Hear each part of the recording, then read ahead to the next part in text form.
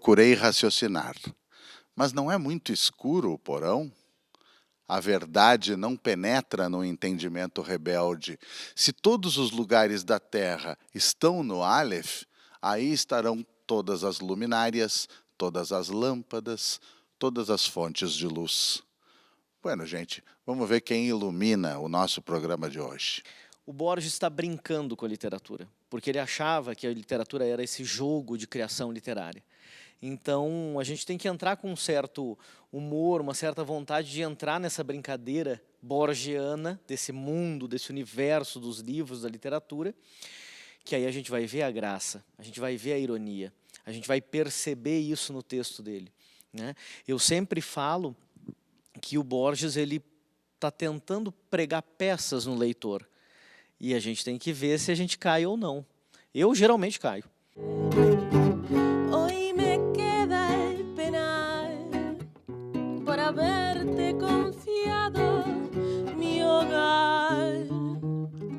Cuánto sufrir, toda mi juventud ya perdida te la di a ti. Tá aí o escritor e historiador Rafael Bassi e a intérprete e compositora Thaís Prado. E a gente começou o programa com esse trecho que já sacudiu o ouvido e o entendimento de muita gente em casa, esse trecho do Aleph, traduzido para o português, mas o Aleph, esse conto magnífico do magnífico Jorge Luiz Borges. É dele que a gente vai falar, com quem entende dessa obra tão complexa, com quem ensina a respeito dela, compartilha o que sabe e, para sorte nossa, faz isso aqui também. Rafael Bassi, muito obrigado. Demétrio, eu que agradeço a oportunidade de estar aqui, que é uma honra muito grande, principalmente para falar do Jorge Luiz Borges, que é uma das grandes paixões da minha vida. Pois é, que literatura peculiar. Algumas vezes aqui algo se falou sobre ele, não com alguém que estivesse trazendo um trabalho específico ou fazendo um trabalho específico, mas, enfim, as temáticas do Borges, os caminhos do Borges. E eu falei no conto Aleph. Ele é um dos grandes escritores do mundo, ou do Ocidente. Ele ia gostar dessa ressalva, ele que estava sempre com o Oriente na cabeça também. Ele é um dos grandes escritores do século XX, quem preferir assim. E, no entanto, um primeiro comentário sobre o Borges, que todo mundo faz. Ele não tem um romance. Ele não tem um só romance. Ele ficou na narrativa curta e na poesia. O que tu, pessoalmente, mais como leitor do que como quem estuda a obra, achas disso? Na realidade, eu partilho de uma opinião do Ricardo Piglia, que era um escritor argentino que também foi professor em Princeton e foi, acredito, um dos grandes intérpretes da obra do Borges. Ele diz numa aula pública que ele deu na TV pública argentina, ele fala que o Borges teve uma sacada, que era a sacada de uma fórmula.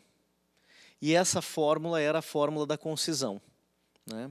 Que é a ideia de que ele está sempre ali trabalhando com a linguagem literária, com todas as estratégias literárias, dentro de contos, e que aquilo funcionava.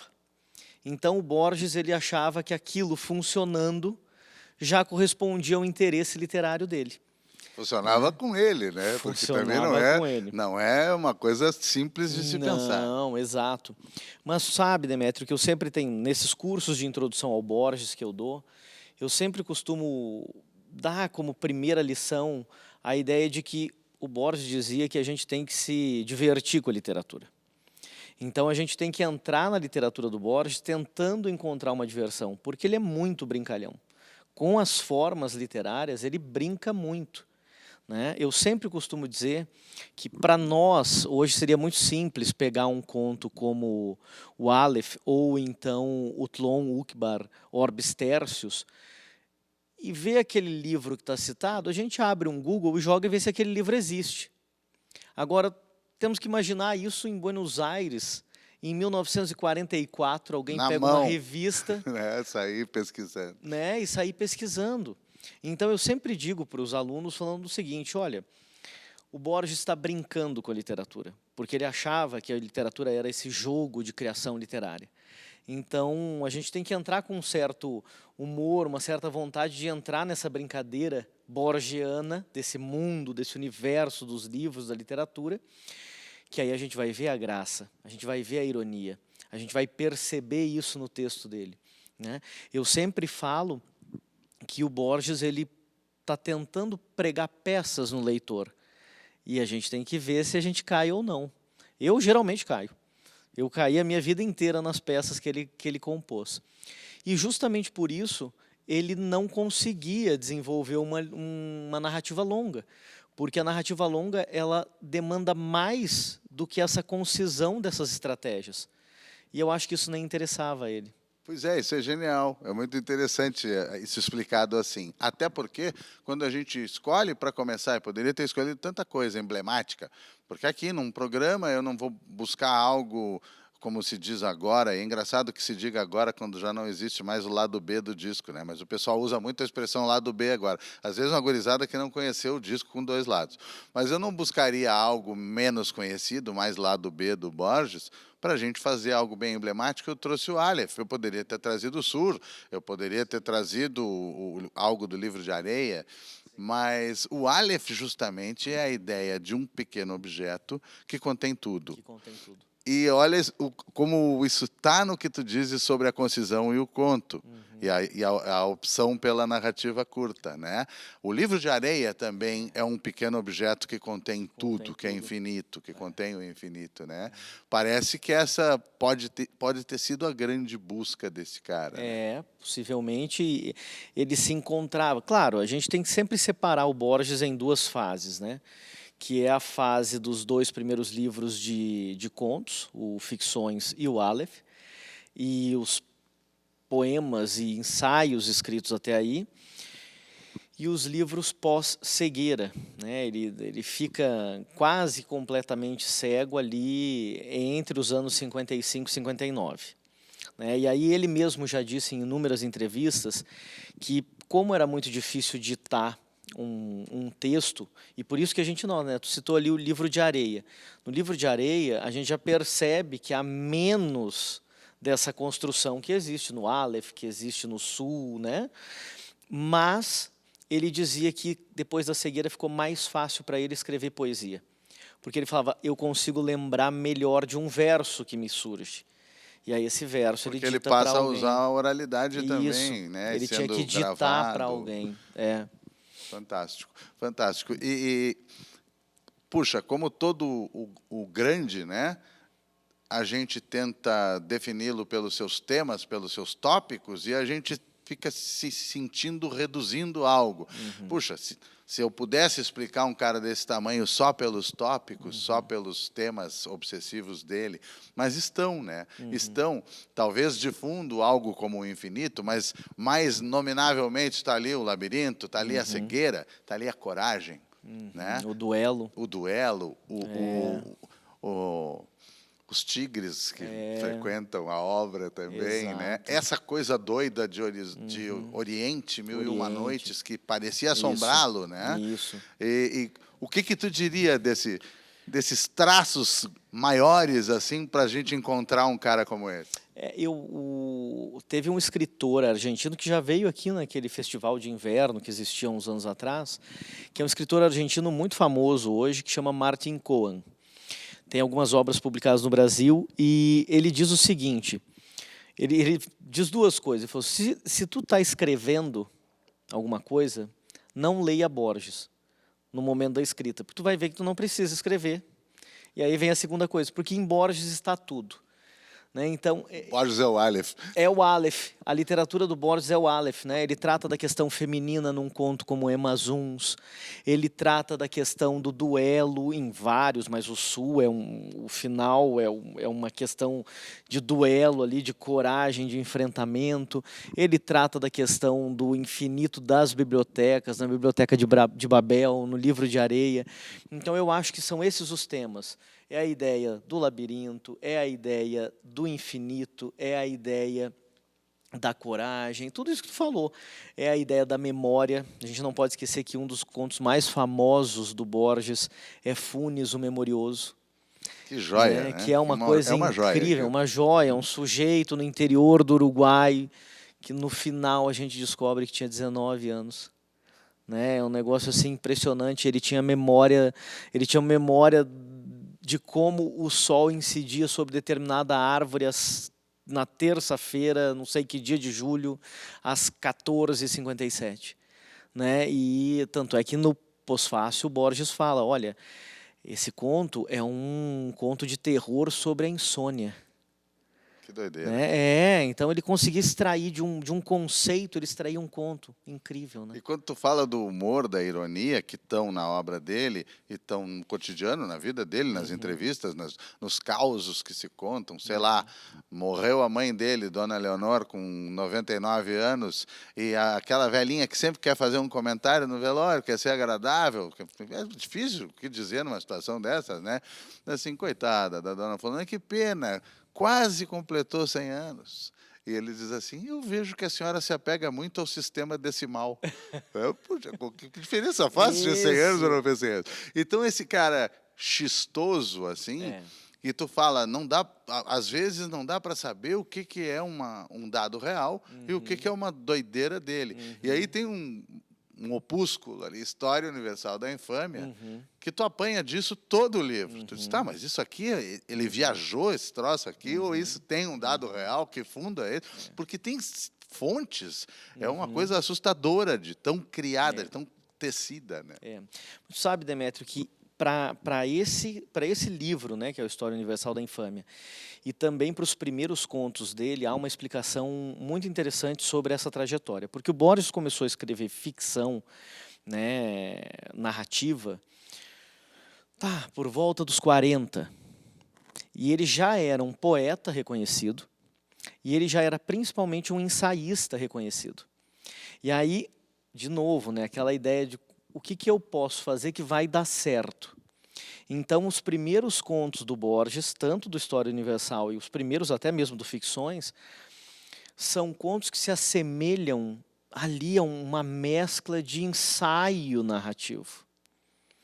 Então, eu sempre cito a análise da obra de Herbert Quine, que ele inventou. Só que, de novo, estamos falando de Buenos Aires dos anos 40. Agora, tu imagina alguém lendo, um cara que era ensaísta, fazia resenhas de livros, lê esse texto, o pessoal começou a ir nas livrarias querendo ver a obra do Herbert Quine. E não há essa obra. Fantástico. Não é? Então, ele deve ter se divertido tremendamente com mas isso. é isso que eu falo, Demétrio. Toda vez que eu tenho que falar do Borges, eu falo, a gente tem que imaginar o Borges se divertindo, rindo, escrevendo.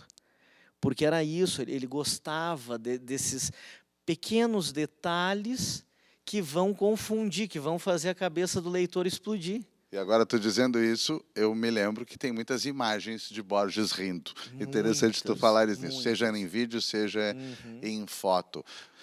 Tu sabes que a gente está falando de um cara que vai lidando com essa ideia de infinito, o tempo, o espaço, mas a gente tem que criar alguma marcação para poder conviver com o tempo. Como agora, por exemplo, que nós vamos fazer um pequeno intervalo e a gente já retorna com esse baita papo com o Rafael Bassi.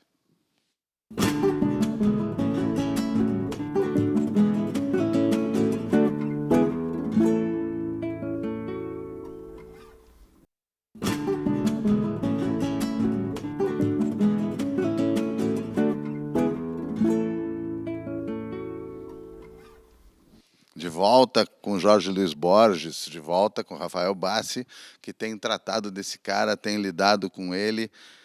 Rafael, tu está morando em Buenos Aires, então tu pode ser, ou não, testemunha de que o Sul começa na Rivadavia. É verdade, será? Hoje já há menos, né? Porque a cidade cresceu demais. Mas eu não vou mentir para ti que toda vez que eu passo pela Rivadavia, vem exatamente essa frase na minha cabeça. Eu falei assim, a partir daqui começa o Sul. É uma burra de uma avenida, não é? Não pensem que é um beco, a Rivadavia, quem não conhece. É gigantesca, né? Tem cara de divisão de alguma coisa importante, né? Exato. É que a cidade cresceu muito, né? Ela se juntou ao conurbano, né? Então não tem mais um final da cidade, né? Igual as cidades no Brasil, né? As cidades já estão coladas umas nas outras nas grandes capitais, mas Toda vez que eu passo pela Rivadavia, essa frase do Borges de que a partir dali começa o Sul, me vem à cabeça. Pois é, que nos deixa de fora, não pode, não vale. Mas seja como for, eu estou brincando com isso, com um sentido que acho que tem tudo a ver, e vamos ver se tu concorda comigo. Porque o Borges transita permanentemente na questão da periferia, do limite, da margem, da origem, como se diz em espanhol. Origem de um rio, margem. E ele está lidando com aqueles caras das afueras da cidade, que eram aqueles malandros dos duelos, que se assemelham aos seus avós, talvez, gaúchos. Ele está sempre numa coisa fronteiriça. E ele também com aquela onda, inclusive os seus detratores adoram dizer isso, meio europeísta, meio cara, eu sou suíço, eu estudei não sei aonde, vivi não sei aonde, tal. Eu sou tipo Sarmiento do século XIX, eu sou da civilização europeia. O que tu dizes quando tu lecionas sobre ele? O que tu pensas sobre essa história? Limites, fronteiras, Europa, Sul, não sei o que tu quiseres dizer. Eu sempre citou um conceito que eu acho fundamental, que é até de uma obra da Beatriz Sarlo, que era aquela grande crítica e teórica argentina que faleceu recentemente, que é justamente Borges, o escritor das origens. Até veio traduzido para o Brasil como Borges, o escritor da periferia. E ela realmente faz uma análise que eu acho fundamental, que é o fato de que essa Argentina também era periferia no início do século XX. Só que era uma periferia que tinha buscado livros, conhecimento, educação. Bom, no século XIX, inúmeros presidentes argentinos foram professores, escritores. Então, há uma ideia, né, de uma educação pública e universal muito forte desde o século XIX. E isso faz com que Buenos Aires, e aí ela tem um outro livro que também saiu aqui no Brasil, que chama Modernidade Periférica, vai se transformar nesse espaço de cultura que vai possibilitar a existência de um Borges.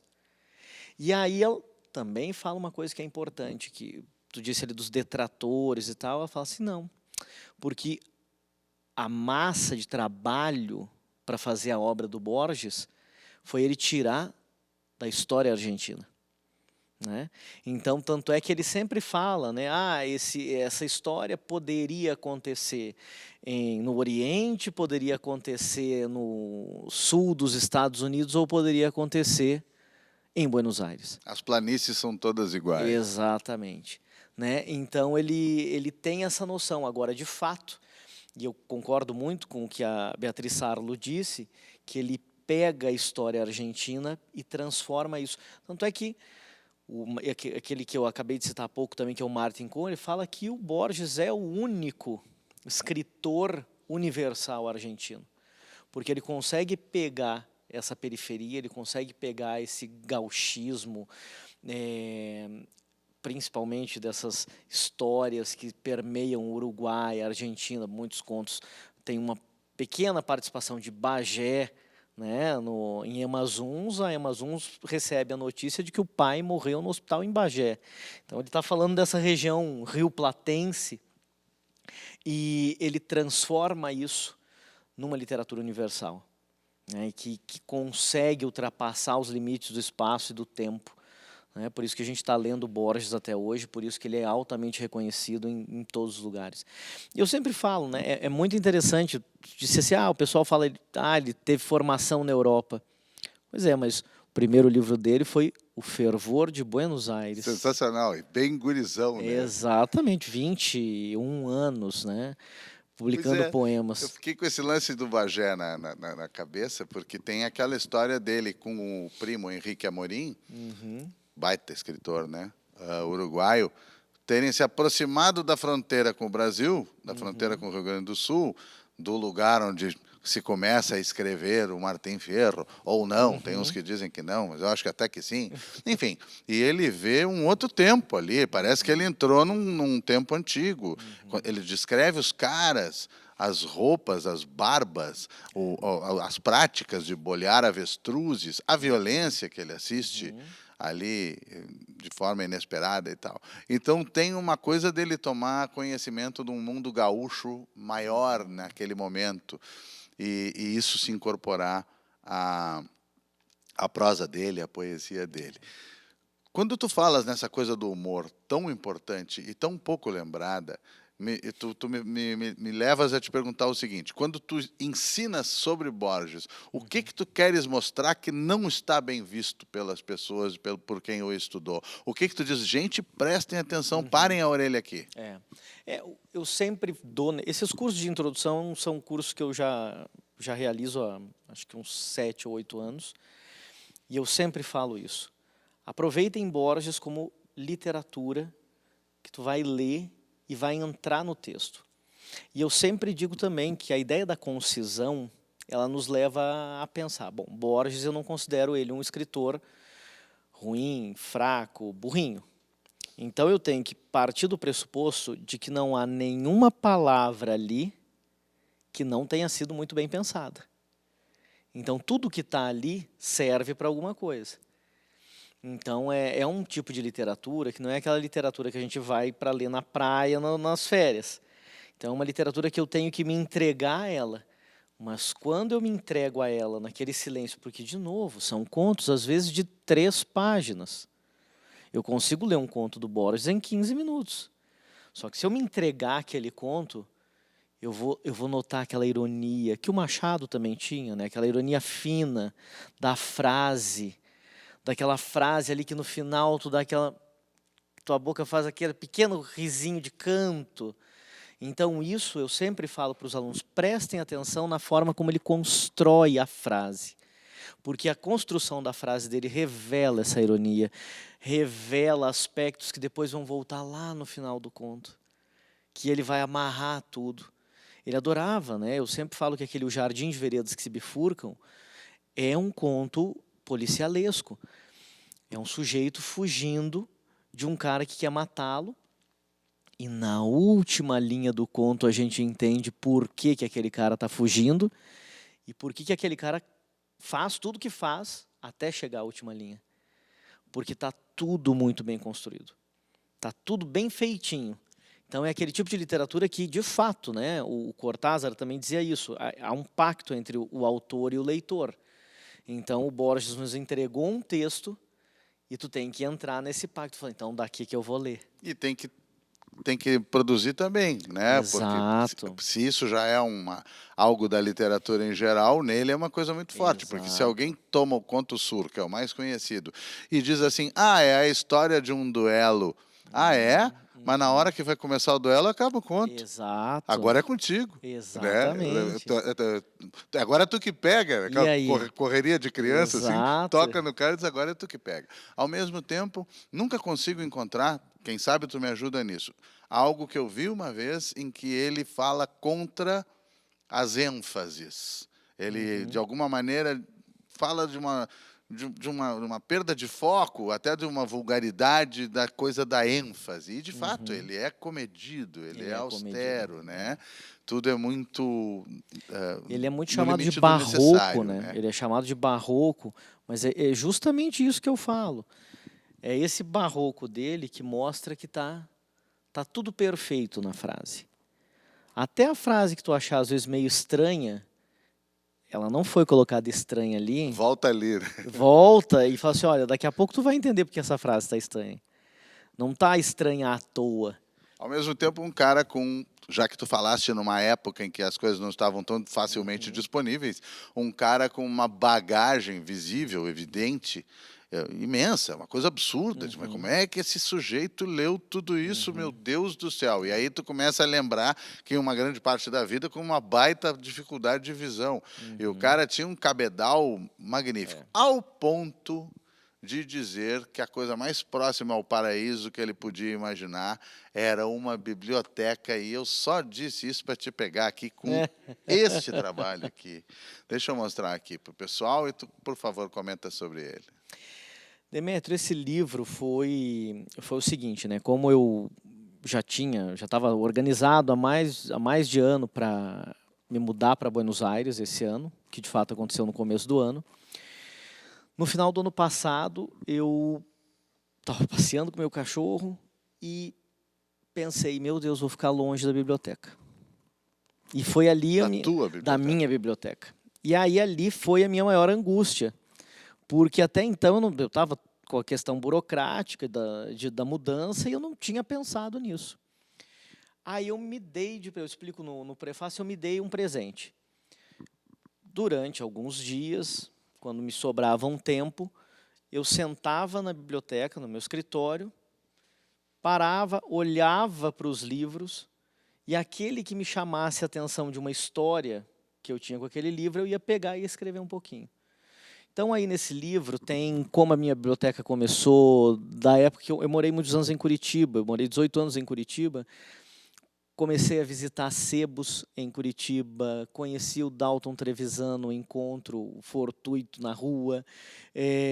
Quando eu encontrei, aí tem, que é uma das histórias que o pessoal mais gosta, quando eu levei 10 anos para encontrar aquele diário do Bioy Casares sobre o Borges. O Bioy Casares anotou de 1936 a 1989 tudo que ele fez com o Borges. Então é um negócio raríssimo, que tem 2.000 páginas, e eu levei 10 anos para encontrar esse livro, e encontrei quase que numa história borgiana, entrando num sebo de Buenos Aires chamado Siete Pilares, que os livros são empilhados assim. De Buenos Aires ou do Alabama, da Turquia. Ou da Turquia, ou até da China.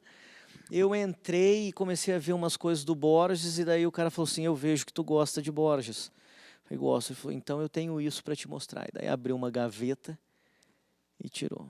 Minhas mangas compridas não deixam vocês verem como eu me arrepiei com isso, porque isso é parecido com o início do Livro de Areia. Exatamente. O vendedor de Bíblia, o vendedor de... Enfim, procurem. Procurem. O que eu quero dizer com procurem? Não precisa nenhuma arrogância, vão atrás.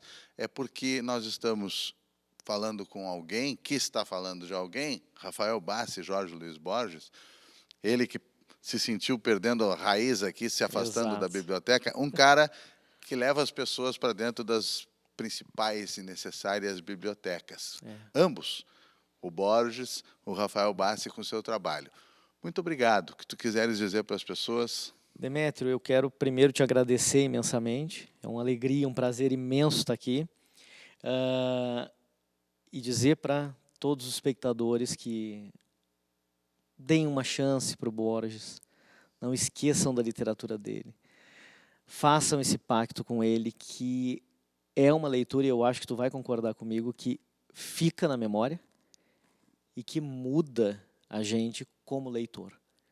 Eu acho que é uma leitura fundamental para quem quer dizer que gosta de ler, né?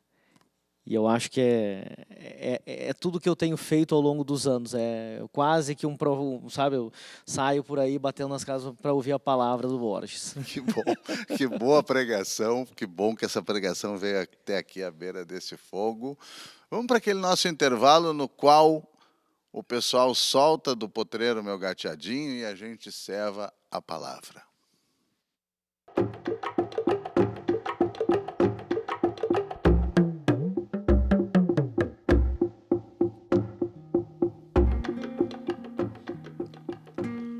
Os justos. Um homem que cultiva seu jardim, como queria Voltaire. O que agradece que na terra haja música. O que descobre com prazer uma etimologia. 2 funcionários que em um café do sul jogam um silencioso xadrez. O ceramista que premedita uma cor e uma forma. O tipógrafo que bem compõe esta página que talvez não o agrade. Uma mulher e um homem que leem os tercetos finais de certo canto, o que acaricia um animal adormecido, o que justifica ou quer justificar um mal que lhe fizeram, o que agradece que na terra haja Stevenson, o que prefere que os outros tenham razão. Essas pessoas que se ignoram estão salvando o mundo.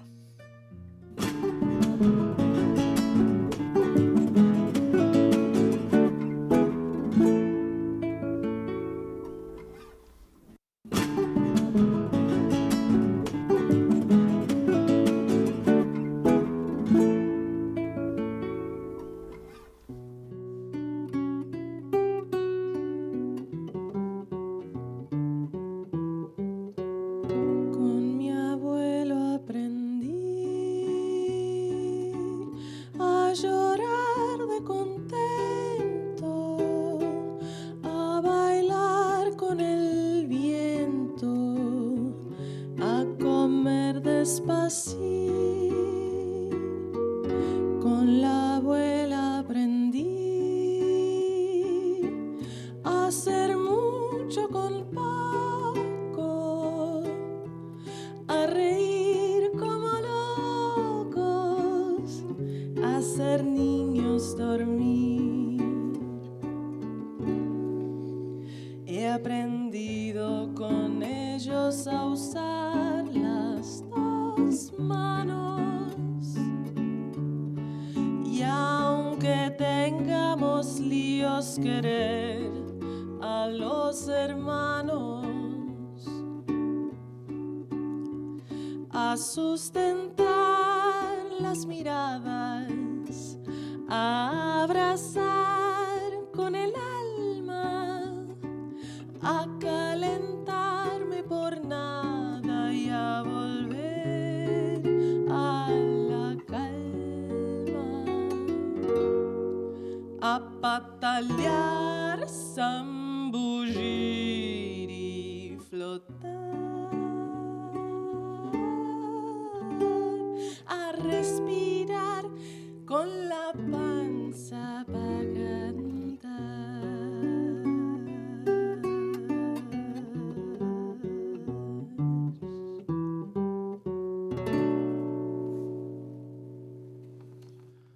Minha canção de crioulo final, pela noite acrescida de relâmpagos no Expresso do Sul, que quebra o fundo e perde os campos.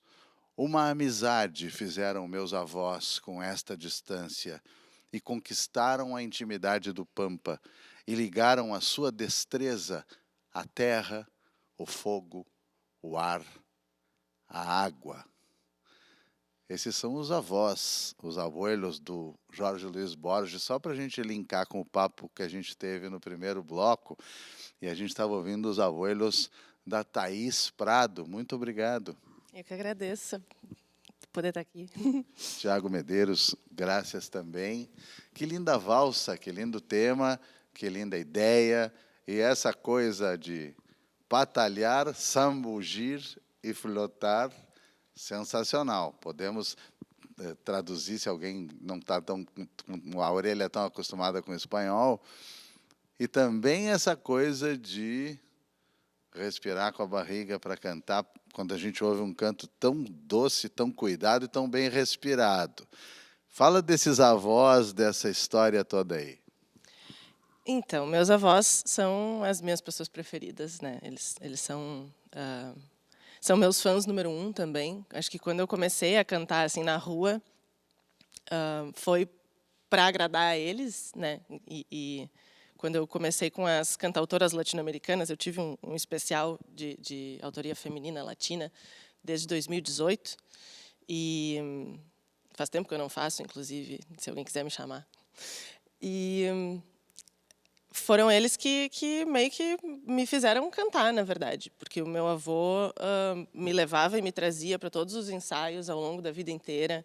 Eu cantei na OSPA na adolescência e os ensaios terminavam tarde, ele me buscava religiosamente. Era uma devoção assim muito impressionante para mim, até hoje, na verdade.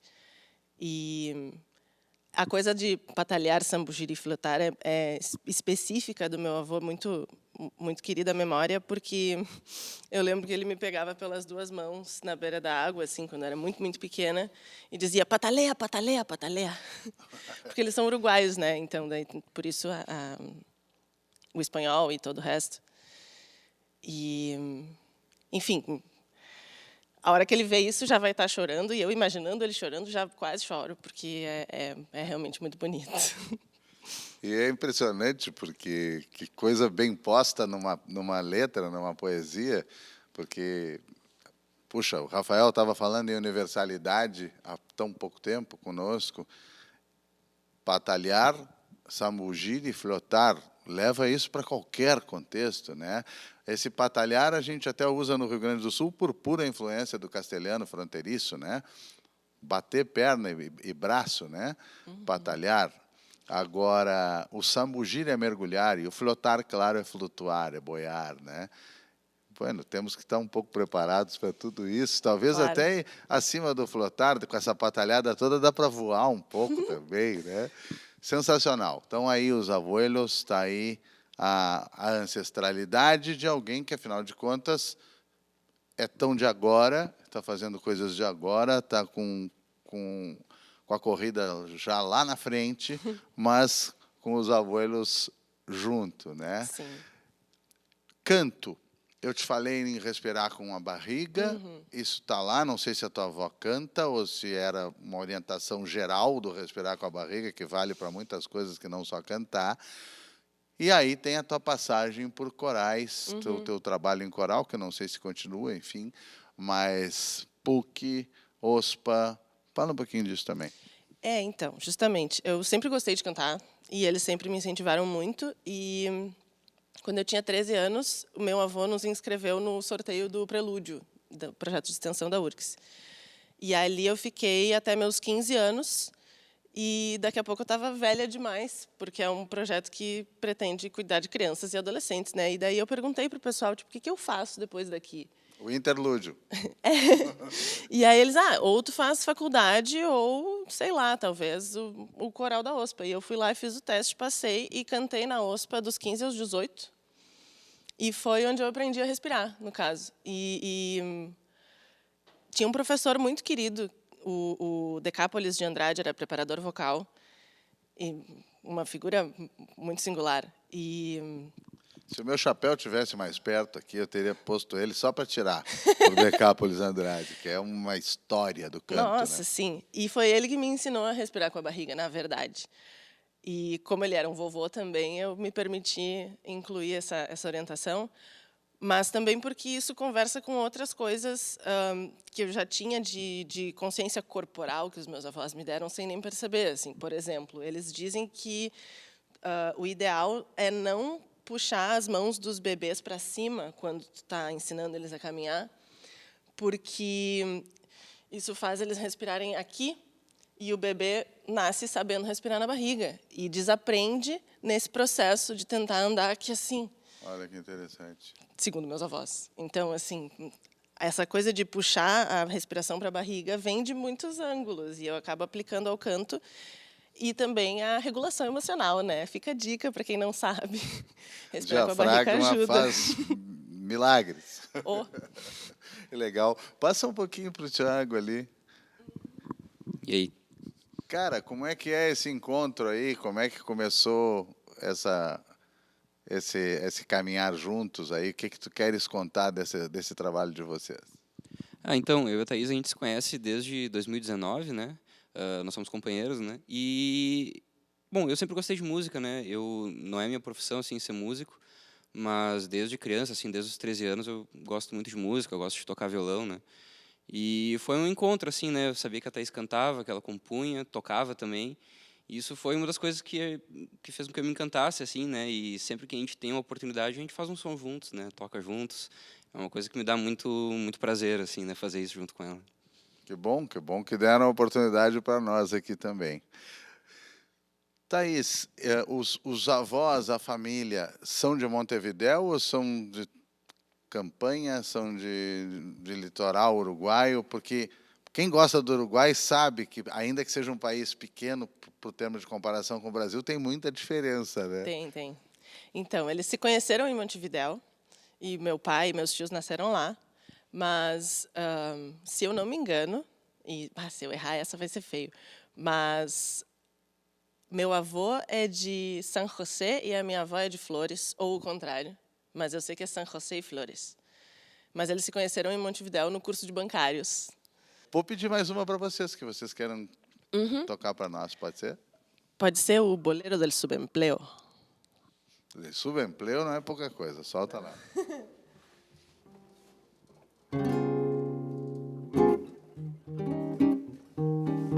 Te adoré, tus deseos fueron mi orden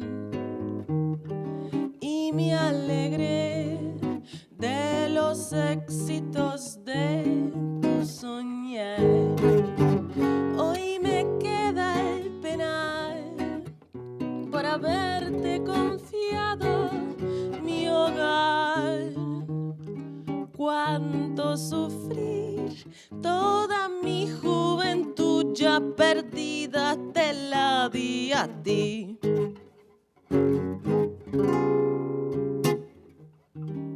Te esperé, fui cautiva de tus promesas. Dediqué sangre y alma a tu ingrato querer. Me supieron doler tantos años que no han de volver. Cuánto pesar, un ancho cansancio es la pena que me hace llorar.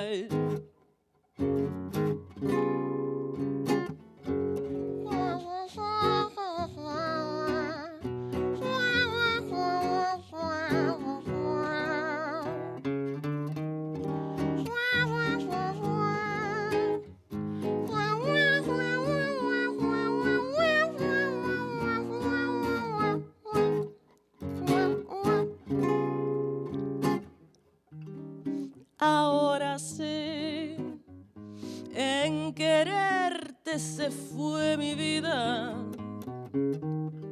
Desde el café hasta cuando no pude dormir. Hice todo por ti y por hambre mi cuerpo te di. Cuánta ilusión esperar que tú fueras conmigo algo más que un patrón. Esperar que tú fueras conmigo algo más que un patrón. Que barato. Eu estou pensando no seguinte, naquela velha descrição, como a gente tropeça pegando descrições prontas dessas, e a gente não consegue evitar isso. Aquela velha descrição do Uruguai e do uruguaio, com aquela coisa de um comedimento, de uma austeridade, de um silêncio, e daqui a pouco vem esse bolero desgarrado, desabrido, passional. Eu digo, baixou a Chabuca Grande, o que está havendo? É muito interessante, porque está tudo junto. A gente poderia dizer sambugir, batalhar e flotar. Claro. Cada coisa vale, né? Às vezes juntas, às vezes em seu momento. Como é que é essa compositora que transita pelas coisas, pelos sentires, pelos ares diferentes da vida? Pois, então, eu também não me identificaria, não identifico minha família nessa seriedade, assim, pelo contrário, é muito drama. E essa latinidade, assim, essa ênfase, essa intensidade estão em mim, de um jeito muito tímido também, e eu acho que na canção eu me permito me soltar muito mais do que falando contigo, talvez dê para perceber. Mas é isso, assim, eu sinto que a música me permite botar as ideias de um jeito que é mais certeiro e, ao mesmo tempo, amplo, e eu consigo elaborar sensações e coisas de jeitos que me surpreendem a mim também durante o processo, né? Essa canção, por exemplo, eu não fiz sozinha, né? Eu fiz com o João Pedro Sé e o Gil Buffon, que antes da... Enfim, no início eles estavam lá, meus amigos queridos.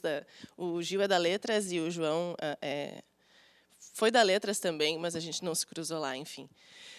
E o Bolero del Subempleo, especificamente, é um jogo com sofrimento amoroso, né? Com certeza, porque a gente vê, em geral, esse tipo de desespero.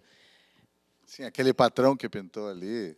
Então, e aí, de repente, a nossa ideia com essa canção, que o Gil tinha feito a harmonia e eu fiz a letra e a gente fez juntos, na verdade, era falar dessa sensação desesperadora de tu ter um emprego que não te garante e ao mesmo tempo, essa cultura que até hoje, né, desde a época da música, se mantém, de que tem que vestir a camisa, de coisas que às vezes não vão te dar retorno, e a gente tem essa mentalidade de que se não vestir a camisa não vai dar mesmo, e aí as pessoas acabam se dando mal nessas, né? E eu também já participei disso. E sendo utilizadas, né, de uma maneira mais fácil, facilitando, digamos. E aí tem esse paralelo também das coisas amorosas, né? Que às vezes a gente se mete em cilada, mas quando dói no sustento, eu aprendi que às vezes dói mais. Mas eu gosto muito de canção romântica, então esse foi um jeito de juntar duas coisas que me importam. E é difícil o romântico não cruzar uma linha dessa coisa assim passional mesmo, como aparece. E é bacana, não preciso, como eu não gosto dos formatos, esses desenhos básicos que fazem a gente definir algo sem conhecer, também não faço isso com relação às idades e aos tempos. Mas quem é que na tua geração está cantando bolero, está compondo um bolero? É um negócio muito legal, muito doido, assim. Abuelos presentes, né? Com certeza. Todos os abuelos, a ancestralidade toda. Tu estavas falando de algo da tua formação, a gente falou antes de começar esse papo sobre a questão das letras, enfim, algo sobre isso que tu queiras dizer, mas tu também trabalhas com arte gráfica e eu vou fazer uma advertência, o pessoal pode até comprovar aqui para mim, tem um pincel atravessado no teu cabelo.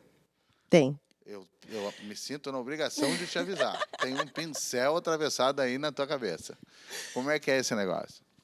Então, em 2023, eu decidi, assim, num impulso inconsequente, fazer o vestibular para artes visuais. E lá estou.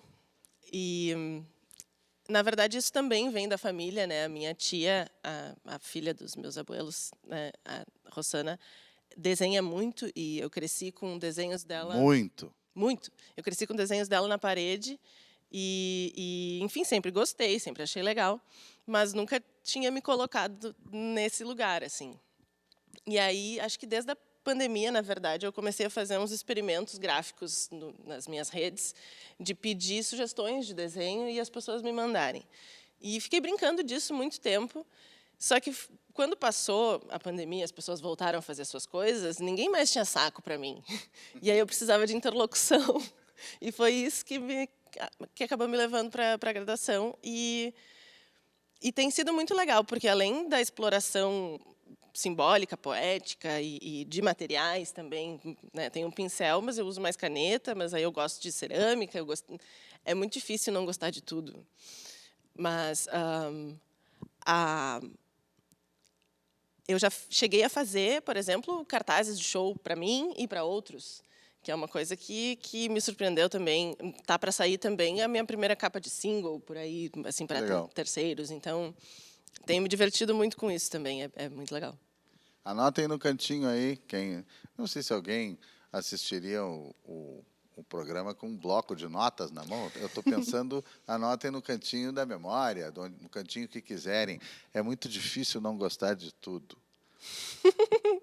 Eu poderia colocar entre parênteses, batalhar, sambugir e frotar. É muito difícil não gostar de tudo, é uma grande frase. Tu passaste pelo Rafael Bassi na chegada, a gente falou sobre Borges Ligeiro e tu lembraste o lance das letras. Como é que foi isso aí? Ou como é que é isso aí em ti, né?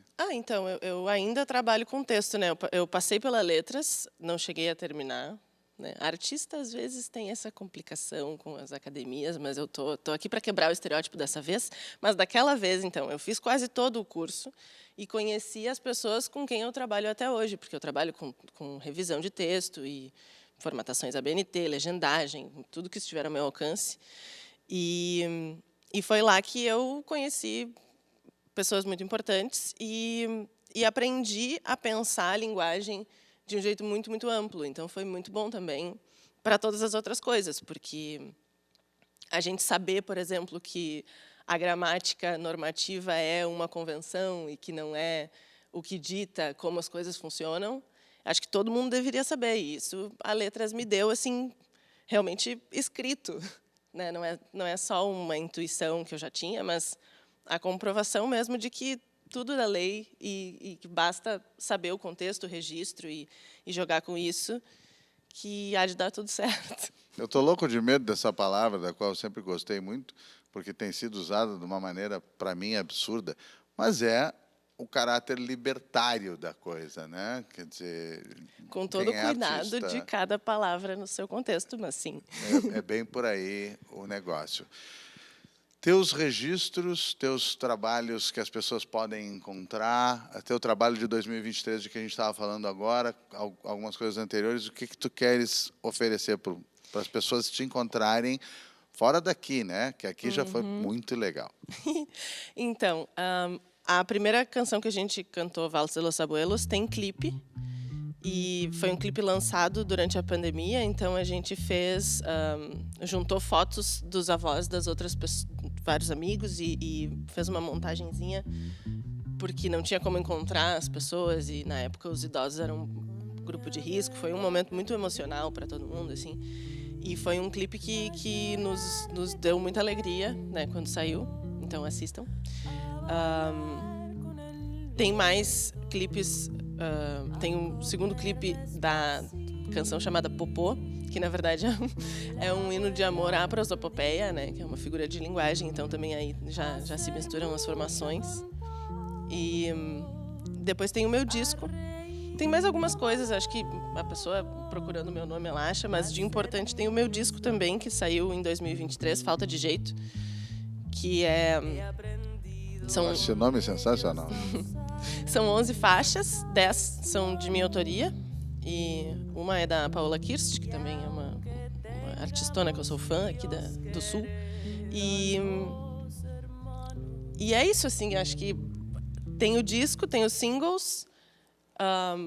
No meu Instagram, Prado Thaís, com THY, eu estou lançando as coisinhas gráficas de diversão, assim. Estou no processo de imprimir meu primeiro livrinho de cartoons, um livretinho pequeno. Até o fim do ano eu vou ter mais informações, então quem quiser me achar na internet vai ter isso em breve. E teve a tua presença na Noite dos Museus também. Exatamente, a Gambiarra. Gambiarra.mp3 no Instagram é minha banda do momento. Eu estou tocando baixo e cantando e compondo, enfim, todos cantamos, todos compomos na banda, são 4 pessoas e está sendo sensacional. E também tem uma pegada bem pampa, tem umas que a gente chama de chama metal. Chama metal é muito bom.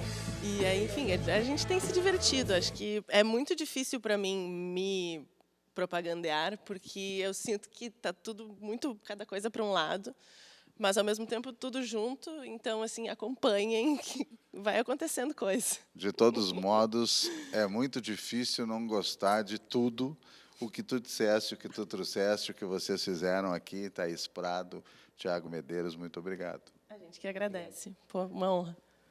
Claro que a gente vai terminar escutando um pouco mais da Thaís Prado. E a gente fica por aqui. Nada disso. Nós nos estamos vendo. Até a próxima lua com os Cantos do Sul da Terra.